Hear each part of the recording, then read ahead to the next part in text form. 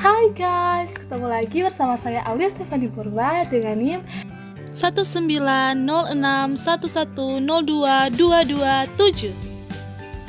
Video ini saya buat untuk memenuhi tugas mata kuliah Manajemen Operasional dengan dosen pengajar Dr. Magdalena Wulur, Sarjana Ekonomi, Magister Manajemen. Pada pembuatan video ini, saya dimentori oleh Kak Ronaldo Jeremy Randing dan Kak Renaldi Avandi. Di video sebelumnya, kita telah membahas tentang apa itu manajemen operasional. Nah, di video kali ini kita naik level nih. Kita akan membahas tentang 10 keputusan manajemen operasional. Berdasarkan buku J. Heiser dan Reinders pada tahun 2011, di dalamnya menyebutkan terdapat 10 keputusan strategi yang berkaitan dengan manajemen operasional. Yang pertama ada perancangan produk dan jasa. Proses perancangan produk dan jasa ini sangat berpengaruh terhadap kualitas akhir sebuah produk dan jumlah sumber daya manusia yang dibutuhkan untuk membuat produk tersebut. Yang kedua adalah kualitas. Penetapan kualitas adalah tindakan mengawasi semua kegiatan dan tugas-tugas yang diperlukan untuk mempertahankan tingkat mutu yang diinginkan oleh perusahaan. Tingkat kualitas yang sesuai dengan ekspektasi pelanggan akan menghasilkan kepuasan yang tinggi. Dengan begitu, perusahaan akan mencapai keberhasilan jangka panjang yang berasal dari kepuasan pelanggan. Sebagai contoh, ketika kita membeli sebuah produk namun kualitas produk tersebut tidak sesuai dengan ekspektasi kita, tentunya kita tidak akan membeli produk tersebut lagi. Oleh sebab itu, penetapan kualitas sangatlah penting bagi perusahaan agar produk yang mereka tawarkan dapat bertahan di pasaran. Yang ketiga ada perancangan proses dan kapasitas. Perencanaan proses merupakan sebuah pendekatan organisasi yang mengubah sumber daya menjadi barang atau jasa. Perencanaan kapasitas adalah keputusan strategi jangka panjang untuk membangun sumber daya perusahaan secara keseluruhan. Yang keempat adalah pemilihan lokasi. Lokasi sangat mempengaruhi resiko biaya dan keuntungan perusahaan secara keseluruhan. Coba kita bayangkan, ada lokasi pabrik yang sangat berjauhan dengan letak pasar dan letak sumber bahan baku. Tentunya, lokasi itu tidak menguntungkan bagi perusahaan. Untuk itu, perusahaan harus tepat dalam pemilihan lokasi, agar lokasi itu dapat memberikan total biaya produksi yang rendah, namun perusahaan dapat merasakan keuntungan yang maksimal.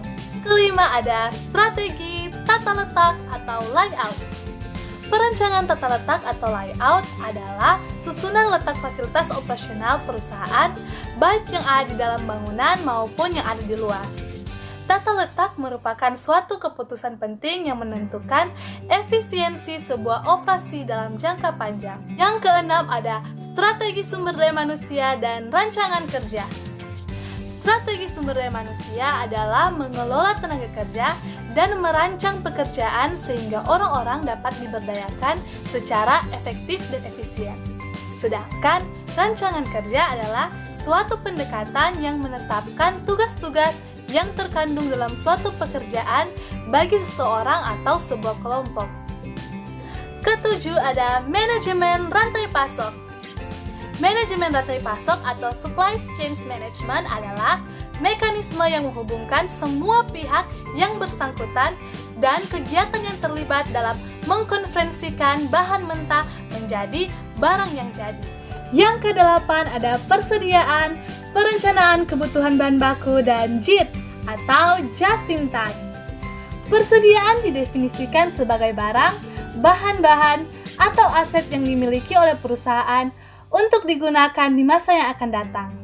Just in time atau JIT adalah sebuah sistem produksi yang digunakan untuk memenuhi kebutuhan pelanggan tepat pada waktunya dan sesuai dengan jumlah yang dibutuhkan.